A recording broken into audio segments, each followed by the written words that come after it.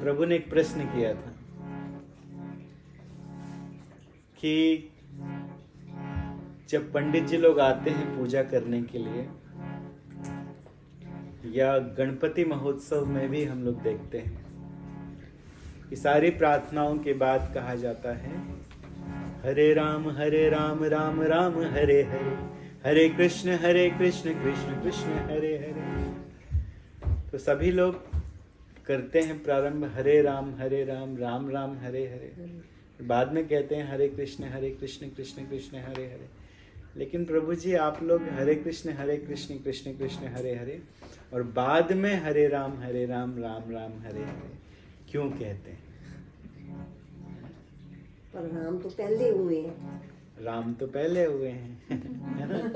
तो ये सभी के मन में ये प्रश्न आता है कि आप लोग क्यों फिर कहते हो हरे कृष्ण से, क्यों शुरू करते हो? शास्त्र में क्या लिखा है, लोग ये भी पूछते हैं। बहुत लोगों का प्रश्न होता है कि सही क्या है, सही क्या है? वो जो पंडित जी लोग कहते हैं कि ये आप लोग पंडित जी लोग कहते हैं सही क्या है, ये बहुत लोगों का प्रश्न होता है। क्योंकि कोई मनुष्य तो शास्त्र में परिवर्तन नहीं कर सकता है ना? Whatever is already written in our scripture, we can't change anything. तो क्यों हम लोग ऐसा कहते हैं? तो पहले तो प्रश्न उठता है कि शास्त्र में क्या लिखा है। कलि संतरण उपनिषद में लिखा है हरे राम राम राम हरे हरे, हरे कृष्ण कृष्ण कृष्ण हरे।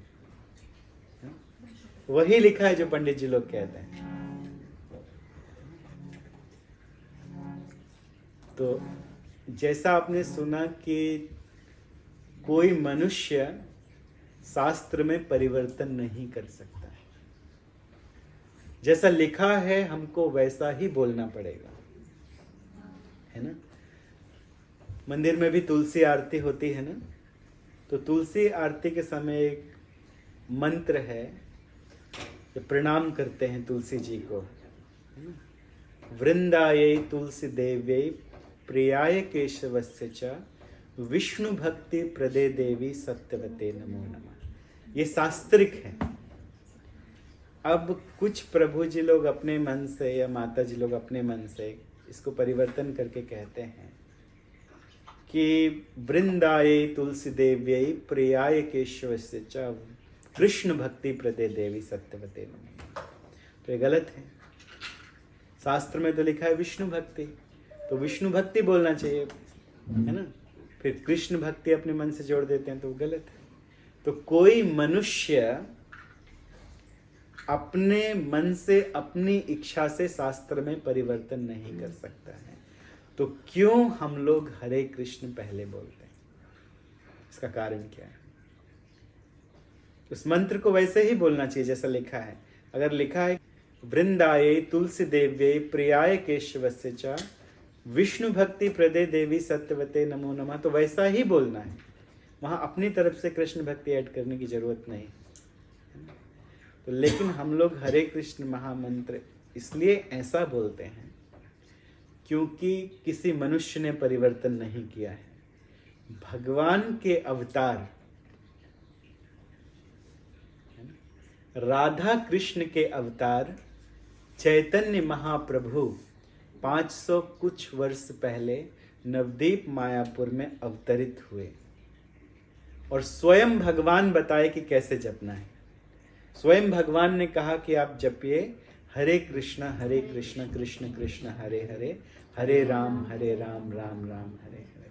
व्यासदेव जी भी भगवान के अंशावतार हैं जिन्होंने शास्त्रों को लिखा है। यदि व्यासदेव जी ने लिखा है तो हम लोगों को कोई अधिकार नहीं है उसको चेंज करने का। लेकिन यदि स्वयं भगवान आके कहते हैं कि ऐसे जपो तो हमें वैसे जपना है ना? तो किसी और ने परिवर्तन नहीं किया। किसने किया? भगवान ने किया। चैतन्य महाप्रभु स्वयं राधा कृष्ण के अवतार हैं। स्वयं राधा कृष्ण ना ही अन्य, कोई दूसरे नहीं है। तो उन्होंने बताया कि ऐसे जपिए, तो हम लोग वैसे ही जपते हैं। अब इसमें हरे भी भगवान का नाम है, राम भी भगवान का नाम है और कृष्ण भी भगवान का नाम है ना। हरे को ही संबोधन में हरे कहा जाता है ना। ये भगवान की शक्ति को हरे कहा जाता है। तो शक्ति और शक्तिमान दोनों को साथ में उच्चारण किया जाता है। इसीलिए हम लोग कहते हैं कि हाय हेलो छोड़िए, हरे कृष्ण बोलिए। ऐसा लिखा हुआ है कि कलयुग में और कोई दूसरा उपाय नहीं है, बल्कि एक ही उपाय है। वो क्या है? भगवान का नाम संकीर्तन। कलयुग केवल नाम आधारा, सुमरि सुमरि नर उतरहि पारा। जब इसको ही जप के हम लोग इस भव सागर से पार कर जाएंगे। You don't have to do lot. You don't have to do big yagnas. But what you can do, you can chant Hare Krishna Mahamantra anywhere, anytime.